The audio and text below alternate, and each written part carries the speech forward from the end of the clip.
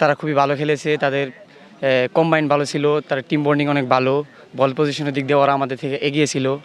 ইনশাআল্লাহ আমরা যেগুলো সুযোগ পেয়েছি কাজে লাগানোর চেষ্টা করেছি, এই বিধে আমরা জিততে পেরেছি। অনেক বল নিয়ে গেছি কিন্তু ফিনিশ করতে পারিনি। সামনে যাতে ভালো কিছু করতে পারি এবং সামনের ম্যাচগুলা আজকে যে ভুলটুল হয়েছে সামনে যেন সংশোধন করতে পারি। পুঁথিগত বিদ্যার সাথে সাথে খেলা অত্যন্ত একটা জরুরি প্রয়োজনীয় বিষয়। দীর্ঘদিন পরে আমাদের মাঠে বাফুফের অনূর্ধ্ব 17 ন্যাশনাল চ্যাম্পিয়নশিপ খেলা হচ্ছে। যারা অংশগ্রহণ করে এখান থেকে তারা তাদের ট্যালেন্ট হান্টের মাধ্যমে জাতীয় পর্যায়ে চলে যায়। অনূর্ধ্ব 19 অংশগ্রহণ করে পরবর্তী প্রজন্মের সন্তানেরা তাহলে খেলাধুলার দিকে সুন্দরভাবে ধাবিত হবে এবং পরিবেশ সুন্দর থাকবে।